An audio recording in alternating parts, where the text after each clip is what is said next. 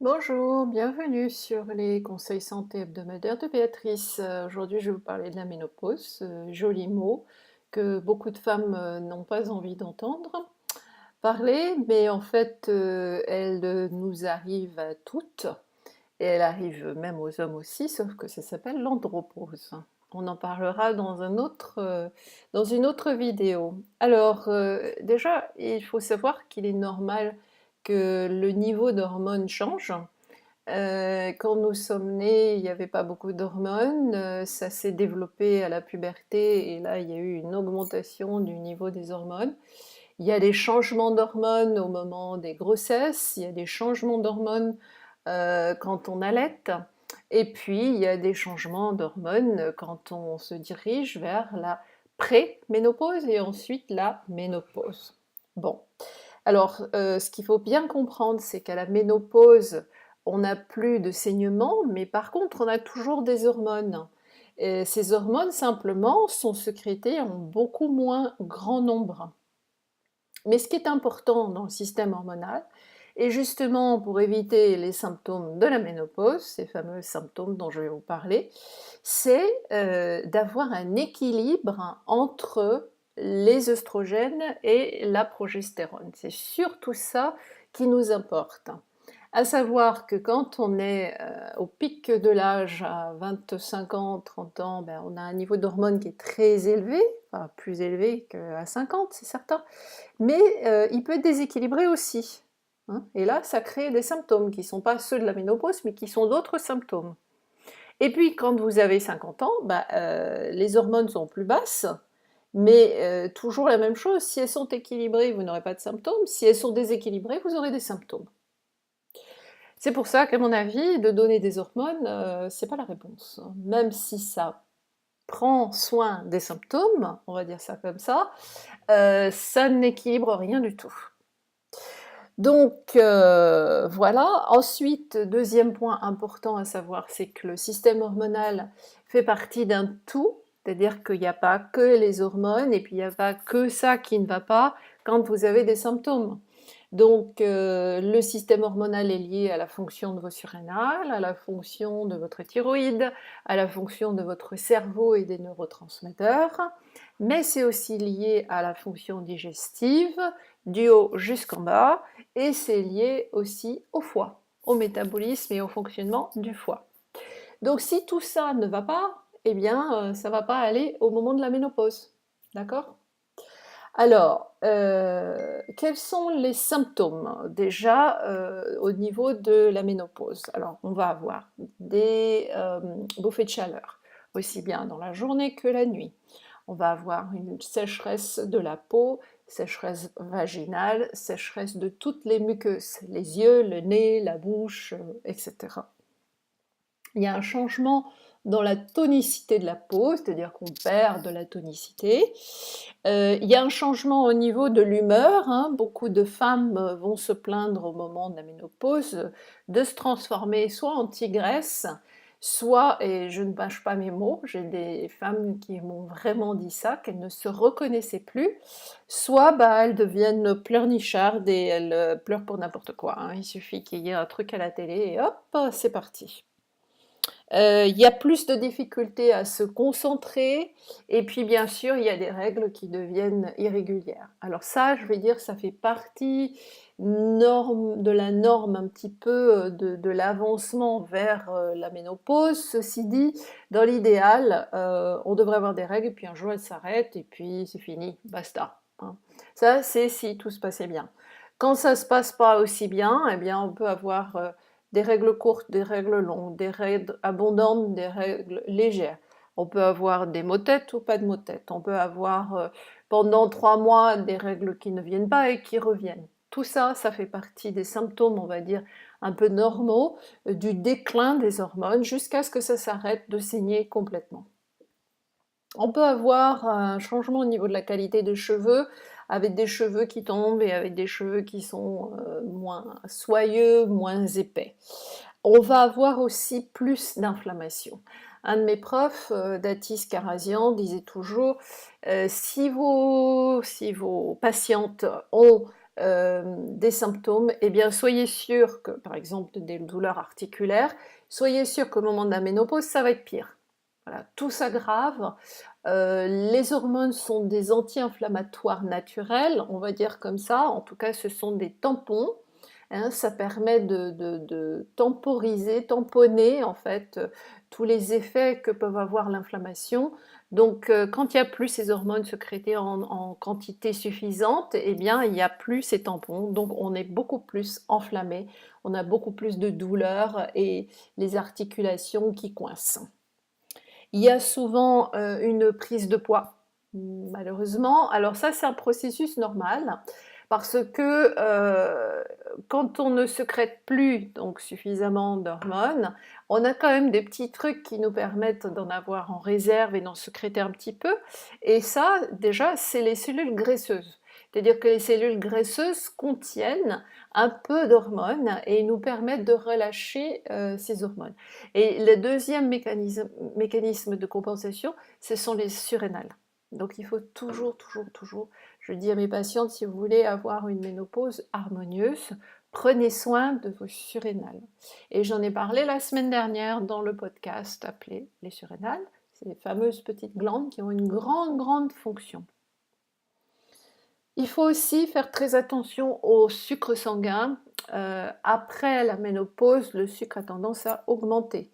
Donc, attention à votre alimentation, voilà, tout simplement. C'est-à-dire que le petit verre de vin rouge, ça peut être très bien, et vous le supportiez peut-être très bien avant la ménopause, mais peut-être que maintenant vous ne le supportez plus, parce que ça fait monter votre glycémie. Et tout ce qui va faire monter la glycémie va vous donner des symptômes. Bon, donc ça, ce sont les joies et les symptômes de la ménopause. Qu'est-ce qui affecte tout ça et qu'est-ce qui fait que vous allez pouvoir changer ces symptômes, en tout cas les diminuer en grande majorité? Alors la première chose qui nous aggrave et qui va aggraver beaucoup de choses, ce sont l'exposition aux produits chimiques.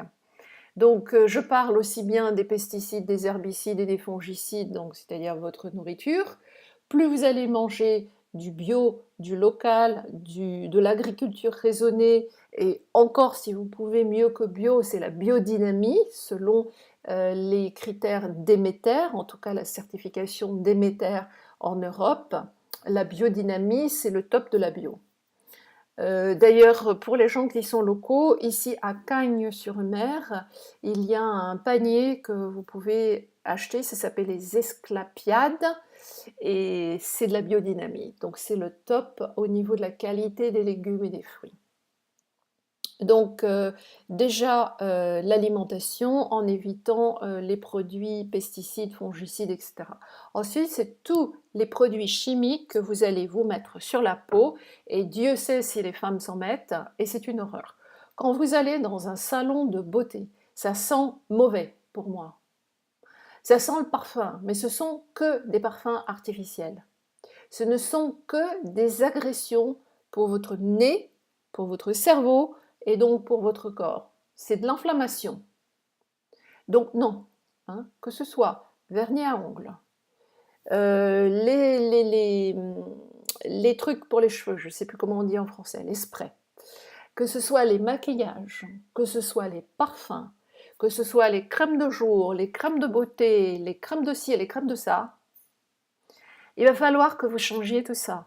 Si vous voulez avoir une ménopause harmonieuse, si vous voulez vous éviter des cancers, si vous voulez vivre le plus longtemps possible avec la meilleure santé possible. Donc qu'est-ce que vous faites? Déjà, vous en mettez un minimum sur la peau parce qu'on n'a pas besoin de se mettre grand-chose. Si vous avez besoin de mettre quelque chose, c'est parce que vous prenez des douches évidemment et que ça dessèche la peau. À ce moment-là, ce qu'il faut faire, c'est de l'huile de noix de coco, de l'huile d'amande, de l'huile de jojoba. Voilà, c'est à peu près tout ce que je mets sur ma peau. En cosmétique et en produits comme ça, j'achète quand même deux marques, c'est Veleda et Dr. Auschka. C'est plus raffiné et ça ne va pas vous faire de la colle. Voilà, c'est plus agréable, on va dire, à mettre sur la peau. Ah, d'ailleurs, pour entretenir votre peau, ce qu'il faut faire pour qu'elle respire, qu'elle élimine les toxines et qu'elle absorbe correctement, c'est la brosser. la brosse à sec avant la douche. Très important pour desquamer. Voilà, on aide la peau à se desquamer tout naturellement et du coup, elle est beaucoup plus aérée, beaucoup plus vivante, elle prend les nutriments, elle prend le soleil correctement. D'ailleurs, il faut prendre le soleil, ça ne va pas vous abîmer la peau, et elle excrète les toxines. Autre source de produits chimiques, c'est ce que vous utilisez pour nettoyer la maison. Ici, il n'y a que du vinaigre, du bicarbonate de soude, de l'eau, du jus de citron, c'est à peu près tout, et de l'argile. Voilà. Avec ça, on fait ces produits de nettoyage. Le sol, il est nettoyé à l'eau. Ah oui, du savon noir. J'utilise le savon noir aussi, mais c'est tout. Donc le sol, il est nettoyé à l'eau, au savon noir. La poussière avec un chiffon à poussière. Et tout ce qui a besoin d'être détergent, etc., c'est du bicarbonate de soude mélangé avec un petit peu d'argile, avec du jus de citron, une goutte d'eau. Ça vous fait une pâte à récurer qui est très efficace. Il n'y a rien besoin d'autre. Pour les meubles en bois, de la cire d'abeille. Donc on évite les produits chimiques et bien sûr je ne mentionne pas tout. Il faut adopter un mode de vie où il y ait une alimentation correcte pour vous, c'est-à-dire ce qui est bon pour vous. Hein. Les crudités c'est bon mais pas pour tout le monde parce que si vous avez les intestins déjà très irrités et très enflammés, ça ne va pas le faire. Le bouillon de légumes c'est bon pour tout le monde, le bouillon de viande c'est bon pour tout le monde. Le gras, c'est bon pour tout le monde, sauf si vous avez des problèmes de vésicule biliaire. Dans ces cas-là, il faut s'occuper du foie et de la vésicule biliaire d'abord, afin de pouvoir digérer les graisses. Exercice, il faut marcher, il faut s'aérer, il faut faire du yoga, il faut se détendre, il faut se étirer pour que le corps fonctionne et donc pour que votre système hormonal fonctionne au mieux. Et il faut dormir, dormir, dormir, dormir. Dormir 7-8 heures non-stop, sans lumière, sans mari qui ronfle, sans chien qui ronfle, parce que moi ça c'est le problème chez moi, c'est le mari et le chien, les chiens. Et aussi sans cellophane, d'accord. Qu'est-ce qu'il nous faut d'autre? Il faut lutter contre l'inflammation. Bon, ben ça, il y a plusieurs manières de lutter contre l'inflammation, je vous l'ai déjà dit. Il faut réguler votre taux de sucre dans le sang, ça veut dire éviter le petit coup de rouge, ça veut dire éviter le chocolat. Le chocolat aussi donne des bouffées de chaleur. Hein. Le chocolat, la caféine, le vin, le sucre. Il faut manger du gras et équilibrer vos acides gras essentiels, donc des gras animaux, de la graisse animale, de la graisse végétale, l'huile d'olive uniquement pour moi, parce que j'ai pas confiance dans les autres. Si vous en trouvez une autre dans laquelle vous avez confiance, pourquoi pas. Il faut surtout adresser tous les problèmes de digestion, bien évidemment, parce que si ça ne fonctionne pas au niveau digestif, ben, ça ne peut pas fonctionner au niveau de votre système hormonal. Ça, c'est carrément impossible. J'ai vu un nombre de patientes qui venaient pour des soucis XYZ, mais disons par rapport à la ménopause, et leurs soucis ont été complètement éradiqués en changeant leur alimentation. Il faut manger des protéines, il faut manger des graisses, il faut manger des légumes, il faut faire des jus de fruits et de légumes pour vous détoxifier. Et vous arrêtez tout ce qui est emballé, préparé, surgelé, conserve. Vous évitez surtout les Weight Watchers et toutes ces cochonneries-là. Vous mangez du vrai, vous mangez du bio, vous mangez des aliments les moins transformés possibles et vous verrez que vos symptômes de ménopause vont beaucoup diminuer, voire disparaître. Il faut s'occuper du foie, puisque le foie a un rôle majeur par rapport à la détoxification des hormones qui sont en excès. Et comme je l'ai dit tout à l'heure, très souvent ce que l'on voit, c'est un excès d'œstrogène. Et c'est le foie qui doit métaboliser cet excès d'œstrogène. Et si le foie il est déjà débordé par un style de vie qui ne va pas, ben, il ne va pas pouvoir vous détoxifier vos excès d'œstrogène. Donc travaillez votre foie. Travailler sur les surrénales. Alors je vous renvoie à la vidéo de la semaine dernière qui parle des surrénales et ce qu'on peut faire pour les surrénales. Mais ce dont elles ont besoin, c'est des minéraux sous forme de quinton, sous forme de jus, et elles ont besoin de repos. De repos. Du dodo, du bon dodo dans le noir, sans ondes électromagnétiques autour de vous. Voilà. Il faut s'occuper de la thyroïde. Si vous avez un problème de thyroïde, vous allez avoir un problème d'hormones. Si vous avez un problème d'hormones, vous allez avoir un problème de thyroïde. J'explique à mes patientes, pour le système hormonal, ça fonctionne comme ça. Je dessine un triangle. En haut du triangle, vous avez le cerveau. Une base, vous avez les surrénales, et l'autre base, vous avez les hormones, donc les ovaires, si vous voulez. Il y a une communication entre les hormones et les surrénales, et entre les surrénales et les hormones. Il y a une communication entre les hormones et le cerveau et les hormones. Communication entre le cerveau et les surrénales et le cerveau. Voilà. Donc vous pouvez faire des flèches dans votre triangle, voilà, comme ça mon triangle, et les flèches vont dans les deux sens. Au milieu, je mets un T pour thyroïde, parce que la thyroïde, elle communique avec tout le monde. On a des récepteurs de la thyroïde partout sur le corps. Le cerveau, la peau, les cheveux, les hormones, les ovaires, les surrénales, le foie, le pancréas, etc. Donc il vous faut une thyroïde qui fonctionne. Et derrière la thyroïde, évidemment, il y a beaucoup de problèmes que je vais expliquer dans un podcast suivant. Et puis, au niveau du cerveau, eh bien, on peut s'occuper d'aider les neurotransmetteurs. Alors, les neurotransmetteurs transmettent des informations d'un neurone à l'autre. On en a 4 principaux, il y en a beaucoup d'autres. La sérotonine, la dopamine, l'acétylcholine et le GABA. Et ces neurotransmetteurs doivent être dans un équilibre si on veut que notre humeur soit stable. Si l'humeur est instable, ça veut dire que ces neurotransmetteurs sont déséquilibrés, eux aussi. D'où viennent-ils ces neurotransmetteurs?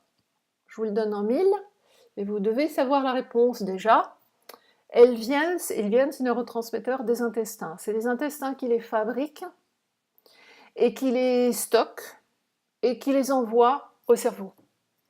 La médecine a pensé pendant des décennies que c'était surtout le cerveau qui produisait des neurotransmetteurs. En fait, non. C'est la flore intestinale qui produit la majorité des neurotransmetteurs. Et donc, en soignant cette flore intestinale, comme je vous l'ai déjà expliqué dans des podcasts précédents, eh bien, vous allez aider tout ce qui est fonctionnement cérébral et vous allez aider votre humeur. Et en aidant votre humeur, vous allez aussi aider vos surrénales et vos hormones. Donc, il faut travailler sur tous les points. Il n'est pas question pour moi de faire de la bobothérapie. La bobothérapie, c'est j'ai des night sweats, j'ai des bouffées de chaleur la nuit, je ne peux pas dormir, mon humeur a changé, j'ai gagné du poids, je perds mes cheveux, j'ai la peau flasque et j'ai l'humeur dans les chaussettes. Ça doit être la ménopause. Docteur, donnez-moi une pilule. Donc la pilule, c'est la pilule de remplacement d'hormones, hein, parce qu'en plus on vous vend l'idée que c'est bon pour vous, parce que ça va vous aider à éviter les maladies cardiovasculaires et ça va vous aider à éviter les problèmes d'ostéoporose. Or ceci est faux, ça n'a rien à voir avec tout ça. Donc non, ne prenez pas cette pilule de la ménopause, hein, qu'on appelle le remplacement des hormones. Faites le travail que je vous propose, c'est sûr que ça demande un petit peu de boulot, on est bien d'accord, ça ne se fait pas du jour au lendemain. Et ça demande un investissement, c'est pas un truc que vous prenez qui enlève tous les symptômes. Je vais vous expliquer ce qui se passe avec les trucs que vous prenez. Oui, ça enlève les symptômes. Sauf que ça ne règle rien du tout et ça fait encore un excès d'hormones que votre foie doit éliminer. Donc c'est un excès de travail. Et quand vous voulez enlever ces hormones, bah déjà il faut les diminuer doucement parce que le corps il est tellement habitué à ça qu'il a du mal à s'en passer, ça devient addictif. Et souvent ce que j'ai vu, c'est des femmes à 75 ans, 80 ans qui avaient pris des hormones pendant 10 ans ou 15 ans ou peu importe, qui les ont arrêtées. Et à 80 ans, elles se retrouvent avec les mêmes symptômes qu'elles avaient à 50. C'est charmant. Surtout les bouffées de chaleur, la nuit, les insomnies, l'humeur, etc. Donc je ne suis pas du tout pour les traitements de remplacement d'hormones. Il y a bien d'autres choses à faire pour protéger vos os et pour protéger votre système cardiovasculaire qui n'a rien à voir avec ça. Je teste. Comment? Test sanguin. Dans le test sanguin, un test sanguin régulier, je veux voir la thyroïde, le foie, la vitamine D, très importante pour vos hormones, Le taux de glycémie à jeun et le taux mesuré l'hémoglobine glyquée, c'est-à-dire sur 3 mois. Votre système hormonal, votre système immunitaire, pardon, globules blancs, globules rouges pour savoir s'il n'y a pas d'anémie. Et voilà, ça c'est un bon panel pour le sang. Ensuite, je teste les hormones par la salive. Pourquoi par la salive? Parce qu'elles sont beaucoup plus... elles se montrent mieux dans la salive, si vous voulez, que dans le sang où elles sont agglutinées à des protéines. Dans la salive, elles sont sous forme libre. Ça coûte beaucoup moins cher aussi. Bon, j'utilise un laboratoire américain, donc il faut quand même m'envoyer ça là-bas, mais c'est pas le plus cher. Et comme ça, je peux vraiment avoir une très bonne idée où en sont vos hormones. Que vous soyez déjà en ménopause, donc sans règles du tout, que vous ayez des règles qui soient une fois par-ci par-là, très irrégulières, ou que vous ayez encore un cycle très régulier, il y a des tests qui sont adaptés à chaque cas. Et chaque fois, ça va me donner des informations précieuses pour savoir où vous en êtes dans votre niveau de sécrétion d'hormones. Ensuite, au niveau neurotransmetteurs, j'utilise des questionnaires parce qu'il n'y a pas de test à ma connaissance au jour d'aujourd'hui de labo qui nous donne une information suffisamment efficace pour nous dire que voilà, on a un manque de sérotonine, de dopamine, etc. Déjà, je vais par les symptômes, c'est-à-dire que si vous êtes déprimé et que vous n'avez aucune raison dans votre vie d'être déprimé, bah, c'est un manque de sérotonine, hein. Si vous avez un manque de motivation, pareil, vous ne savez pas pourquoi, vous n'arrivez pas à faire ce que vous devez faire, eh bien c'est un manque de dopamine, etc. C'est quand même assez facile à déterminer. Et puis, j'aime bien sûr, évaluer le système digestif, comment fonctionne votre système digestif. Donc, en France, j'utilise un labo, le laboratoire Barbier, qui fait un fécalogramme. Et le fécalogramme me permet de voir comment vous digérez. Estomac, pancréas, foie, vésicule biliaire, intestin grêle et côlon. C'est très très utile. Et ensuite, eh bien, on traite. Donc je traite comment? Par la nutrition, d'abord. On élimine les intolérances alimentaires, on élimine les sucres, on élimine l'alcool, le café, le chocolat, le tabac. Déjà, ça enlève beaucoup de choses. Vous allez vous en trouver mieux au niveau ménopause, mais vous en vous trouverez mieux à d'autres niveaux aussi, hein, que ce soit le poids, la prévention des cancers, hein, c'est quand même pas rien. On équilibre le taux de sucre dans le sang, pareil, au niveau diététique. On élimine tout ce qui est inflammation dans le corps. Alors, il y a plusieurs causes à l'inflammation, les métaux lourds, les alimentations, l'intolérance alimentaire, les infections et le stress et les produits chimiques. Donc tout ça, on enlève. On aide le foie à se détoxifier et il y a plein de choses que l'on peut faire pour ça, j'en ai déjà parlé. On mange du gras, des acides gras essentiels, très important pour la ménopause. Et on aide les surrénales. Voilà, ça, je n'ai jamais vu une femme en ménopause qui souffre, qui n'ait pas un problème de surrénale. Donc j'aide les surrénales avec du repos, avec des minéraux et avec de la phosphatidylsérine. S-E-R-I-N-E. Cette phosphatidylsérine, c'est un produit gras, encore une fois, c'est un phospholipide qui va aller nourrir les surrénales et réguler le rythme du cortisol. J'en ai parlé dans la vidéo la semaine dernière, donc je vous y renvoie. Et puis, par rapport aux os, alors qu'est-ce qu'on fait par rapport aux os? Là c'est pareil, hein, j'ai fait un podcast là-dessus, donc je vous y renvoie. Mais en gros, c'est tout ce que je viens de dire, l'alimentation, les surrénales, les hormones, la thyroïde, plus l'exercice, il faut faire du sport et il faut exercer une pression musculaire sur les os. Donc il faut du poids, il faut lever des poids. Il faut lever des poids, il faut marcher. Tout ça va aider à ce que vous produisiez de nouveaux ostéoblastes, c'est-à-dire les cellules qui font développer les os. Et éventuellement, j'utilise certaines plantes, alors certaines plantes calmantes comme la camomille, comme le petit hou, comme voilà, ça peut être la réglisse qui est déglycérisée s'il y a un problème de surrénal. Ça peut être, ça peut être le maca, hein, qui n'est pas une plante, mais qui est un complexe, une racine de plante, qui apparemment est utile pour beaucoup de femmes. Si nécessaire, je peux recommander un petit peu de progestérone qu'on appelle bioidentique. Donc c'est dérivé des plantes, en général du yam ou de la patate douce. Et ça, c'est la seule forme d'hormone que j'ai utilisée, que j'ai recommandée avec succès pour certaines femmes. Parce que 99 fois sur 100, on a un excès d'œstrogène et un manque de progestérone, même après la ménopause.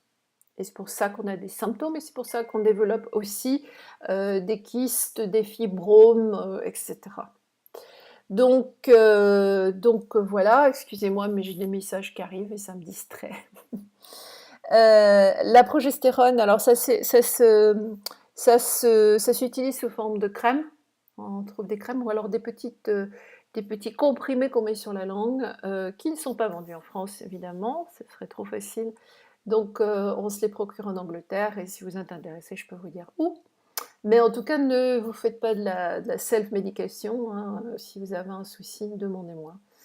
Voilà, je suis disponible pour répondre à vos questions pour des consultations. Mes consultations sont faites par Skype, par FaceTime, en France et n'importe où dans le monde, puisque je travaille toujours avec des patients américains. Et je pratique aussi à Paris une fois par mois, j'y vais la semaine prochaine, du 13 au 16 mars. Vous pouvez me contacter.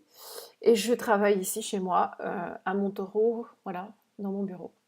Je vous souhaite une belle semaine. Merci beaucoup de votre écoute. J'espère que cette vidéo vous donne des informations utiles que vous pouvez mettre en place dès maintenant pour vous sentir mieux. À bientôt. Au revoir.